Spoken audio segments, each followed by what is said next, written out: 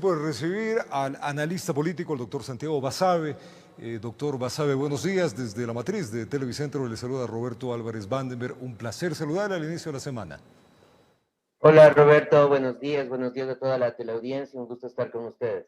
Lo propio, entremos a materia. El fin de semana se presentó el debate 2021. 14 de los 16 candidatos explicaron sus propuestas en algunas temáticas: salud, pandemia, economía, empleo, seguridad y corrupción. ¿Se cumplió el objetivo, doctor Basabe, de poner en contacto con los votantes y los candidatos? Bueno, yo creo que se cumplió parcialmente. Y se cumplió parcialmente básicamente porque hay demasiados candidatos. Cuando tienes que compartir un debate con 7 personas, como fue el día sábado y luego lo propio el día domingo, es muy difícil que los candidatos puedan profundizar en cuanto a sus ideas. Entonces, a mí me parece que a veces hay una valoración negativa de los debates que no le hace justicia a la realidad en la que se da el debate y que no tiene que ver con la organización ni con la estructura del debate, sino desafortunadamente con un país en el que existe un exceso de candidaturas, un exceso de partidos políticos, que me parece es uno de los elementos fundamentales de por qué la democracia en el Ecuador continúa con las debilidades que tiene ahora mismo. ¿Qué le faltó a los candidatos en el tiempo que les dieron? ¿No existió cuestionamiento de los temas quizás? No existió intercambio de ideas y tensión de ideas entre sí fundamentalmente. Sin embargo, yo creo que existieron cosas interesantes. Por ejemplo, la presentación de la señora Peña me pareció una presentación sobria, puntual, muy clara. Ella es la única que ha planteado este tema de la renta universal, por ejemplo, que es un tema a discutir. Creo que Carrasco presentó sus propuestas de forma coherente, planteando además una posición orientada hacia los jóvenes, me parece. Larrea es un candidato que tiene mucho recorrido político y sabe moverse. El señor Montúfar me parece que lo propio, similar al caso de Larrea, y Herbas, que es el candidato que se le ha conocido más en otras redes sociales en realidad, pero creo que ha tenido un buen desempeño, dejando de lado, por supuesto, a los tres que tienen las opciones más reales, ¿no? El señor Lazo, el señor Arauz y el señor Yacu Pérez, estos dos últimos que desafortunadamente no asistieron.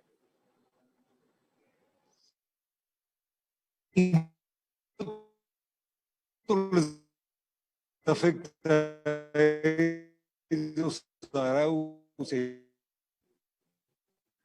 audio? Hay un retraso del internet. Voy a repetir la pregunta. ¿En cuánto les afectó o les afecta a los candidatos Arauz y Yacu no haber asistido? ¿Y cuánto le benefició al candidato Lazo? A ver, yo creo que Guillermo Lazo ganó algo de lo que ya tenía. Seguramente hay un porcentaje de indecisos que decantaron al final por Guillermo Lazo luego de su presentación del día sábado, que me pareció una presentación sobria de un candidato formal como es él. En cuanto a Pérez, yo creo que él no gana ni pierde mucho. Él tiene una votación, un voto leal del correísmo, digamos así, que es importante, alrededor del 20%, y habrá capturado ya un porcentaje también adicional. Entonces, De con eso Arauz. yo creo, en el caso de Arauz, yo creo que con eso a él le alcanza y le sobra para la segunda vuelta y quizás ahí se justifica su no presencia. Pero en el caso de Pérez sí es llamativo porque yo creo que este era el espacio fundamental para que él capture la adhesión de muchos indecisos. Se dice que Pérez es el que más puede crecer electoralmente entre los tres y este era el espacio perfecto para hacerlo. Desafortunadamente no fue y yo creo que entre los tres es el que sale perdiendo mucho más. Solo opiniones y promesas sin explicaciones también se vieron y críticas de la sociedad en el debate. ¿Qué opina usted? Sí, hay propuestas viables y hay una gran mayoría de propuestas que son absolutamente inviables, como la pena de muerte, como la cadena perpetua, que son cuestiones que si bien pueden alentar el ánimo respecto a la inseguridad ciudadana que existe, no son cuestiones que se puedan verificar en la realidad. El gran ausente del debate me parece que fue más allá de estos dos candidatos que hemos mencionado, el tema de la educación. Se le dio muy poco espacio a la educación básica, a la educación media y a la educación universitaria y creo que en eso, ojalá en el debate ya oficial del Consejo Nacional Electoral podamos ver algo más de propuestas de parte de los candidatos. ¿Piensa, doctor Basabe, que los candidatos no salieron de la zona de confort? Es una elección atípica y fuera de los tres candidatos que ya mencionamos, el resto tiene todo que ganar y muy poco que perder. Entonces, me parece que en ese sentido tener una posición distinta, tuvieron mucho temor a que eso les pueda perjudicar. Fueron presentaciones más bien conservadoras en ese sentido de todos. Y yo creo que al final, salvo por ahí una o dos excepciones de candidatos, la gran mayoría habrá ganado algo más en términos en términos de seguramente décimas de voto, pero yo creo que la gran mayoría salió ganando algo a lo que tenía antes del debate presidencial. ¿Quiénes piensas que tuvieron buena calificación de los 14, de los 10 candidatos que se presentaron? Bueno, he mencionado, me parece que Jimena Peña hizo una buena presentación orientada hacia las mujeres, muy bien realizada, con datos, y es una política que ha crecido mucho, mucho, tiene 8 años en la Asamblea. Había mencionado a Carrasco, que también me parece que tuvo una buena presentación. Gustavo Larrea y Montúfar, que son políticos ya con mediana trayectoria. Y en el caso de Herbas, que me parece que también es un político o un candidato que tuvo cierto impacto. Dejando de lado, insisto, a Guillermo Lazo, que me parece tuvo una presentación que marcó una distancia respecto al resto de candidatos, fundamentalmente porque de todos los que estuvieron es el que tiene oportunidades reales de pasar a la segunda vuelta electoral. En los diferentes bloques de preguntas se habló de economía, producción y empleo. ¿Quiénes fueron claros en esto? Mira, yo creo que en términos generales la idea es reactivar la economía desde el sector privado. Ese fue como el mensaje general. Quizás con algunos matices en el caso de Jimena Peña, me parece. En el caso de Juan Fernando Velasco, siguiendo el ritmo de los otros, a propósito de su profesión.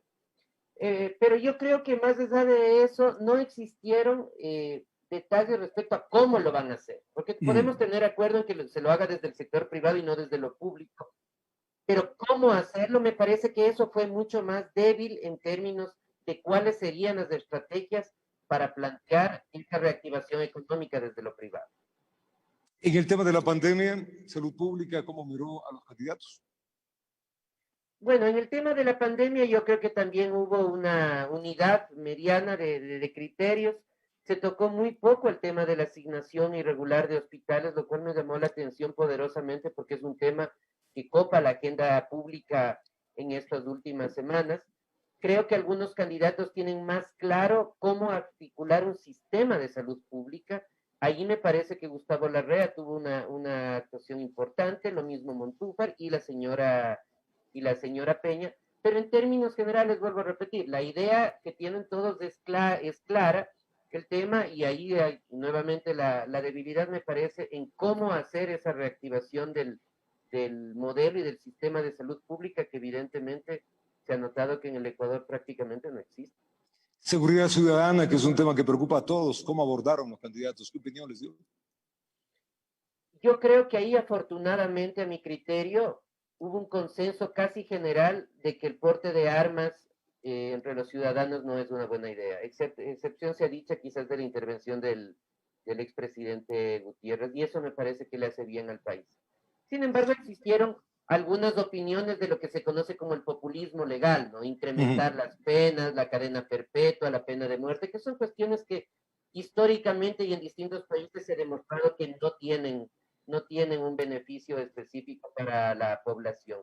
Fortalecer a la policía fue otro hecho fundamental importante y sobre todo lo que aquí a partir de esto genera como gran desafío es, queremos fortalecer la policía, lo cual está bien, la salud pública, la educación, pero al mismo tiempo queremos reducir el tamaño del Estado. Entonces yo creo que ahí falta una discusión en el sentido de que si bien el Estado ha crecido demasiado, hay que hacer una disminución, un achicamiento que sea consciente, que sea criterioso, para que el Estado no termine siendo una debilidad en todos los frentes, sobre todo en los más importantes como los que hemos hablado, educación, salud y seguridad. Y finalmente, doctor Basabe, la corrupción, ¿cómo abordaron los candidatos? ¿Qué miramientos y qué dejaron para la ciudadanía que miró el debate? Bueno, se han propuesto reformas legales, reforma a la ley de contratación pública, que es importante, pero que ataca fundamentalmente a la corrupción desde lo público y desde los funcionarios públicos. Y creo que ese, si bien es lo que más se observa, no es el meollo del asunto. Ahí el tema es más estructural. Creo que hay que poner más énfasis en el tema de la educación y de eso se lo manejó muy, muy tangencialmente. Y sobre todo los candidatos en ese espacio me parece fue donde más aprovecharon para hacer su plataforma política, en rigor, ¿no? Para tratar de conseguir votos. Pero soluciones específicas, claras, me parece que eso hubo poco en general. La denuncia que hizo el candidato Montúfar, ¿qué opina de esto? Es una renuncia para posicionar su candidatura. Montúfar sabe que Lasso y que Arauz son los dos candidatos que están fuertemente anclados en la posibilidad de pasar a la segunda vuelta. Y lo que busca César Montúfar con esto es un golpe de efecto, seguramente, tratar de escalar posiciones, poniéndose como la contraposición tanto del correísmo vía Arauz como del candidato que se presenta ahora mismo como el opositor, que es Guillermo Lasso. Vamos a ver qué sucede en estos días, pero creo que intentó ser fundamentalmente un golpe de efecto para remontar todo el espacio que le quedaría hasta llegar al tercero o cuarto lugar ahora mismo. Usted como analista político piensa que con mensajes como bajar impuestos, tasas de interés del 1 al 3%, pues coinciden algunos de los candidatos, creación de 2 millones de empleos, bajar el IVA a productos, bajar de productos de primera necesidad, amnistía bancaria, ¿todo esto va a calar en el electorado? Cala en una parte del electorado. En una parte, evidentemente que sí, en el mediano productor, en el mediano empresario, en el gran empresario, creo que sí, el hecho de bajar impuestos para fomentar la producción, por ejemplo. Pero lo que me pareció es que el gran elector del Ecuador ahora mismo son las mujeres y son los jóvenes, y sobre eso hubo muy poco. Se trató casi nada sobre las diferencias, por ejemplo.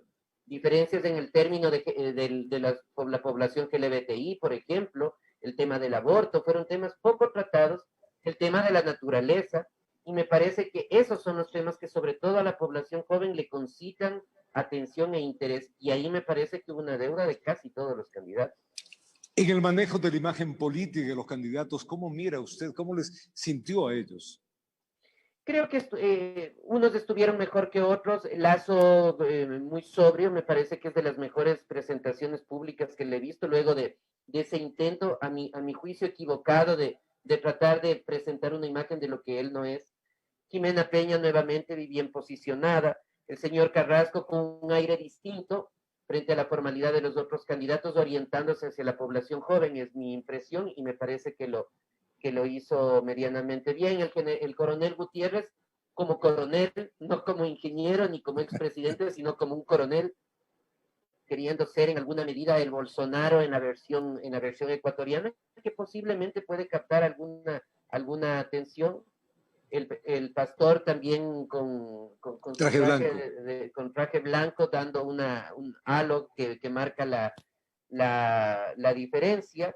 Y en el resto de candidatos se les conocía menos y ahora algo más, ¿no? Freire, por ejemplo, habló muy bien, me parece que tenía mucha articulación, una buena presentación frente a la Cámara.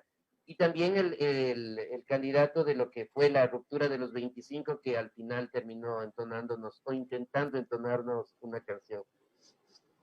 Finalmente, doctor Basabe, con todo este panorama que hemos visto en el debate, menos de un mes de entrar ya de lleno, por lo menos a la primera vuelta, ¿cómo se configura, de acuerdo a su criterio, el panorama político? Mira, yo creo que esto empieza a decantarse ya. Hay un candidato que me parece ya sacó la suficiente diferencia de votos para llegar a la segunda vuelta y que estará alrededor del 28-30%, que es el señor Arauz. Y luego yo creo que la disputa por el segundo lugar que estaba entre Lazo y el señor Yacu Pérez también empieza a marcar diferencia, tornando a Lazo como la posibilidad de la segunda vuelta electoral. Yo creo que Yacu Pérez tenía mucha capacidad de crecer, lo había mencionado, esta era una oportunidad para despegar, no lo hizo, y me parece que al final su ambigüedad, sobre todo en el modelo económico que le plantea al país, lo empieza a rezagar un poco. Estas serán 2 o 3 semanas, yo creo, donde el electorado va a empezar a decantarse de forma más clara entre las opciones de Arauz y la opción de Guillermo Lazo.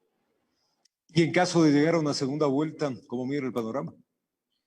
Es una segunda vuelta complicada. Siento que la gran mayoría de candidatos, si no apoyan abiertamente la candidatura de Guillermo Lazo, al menos lo dejarán entrever.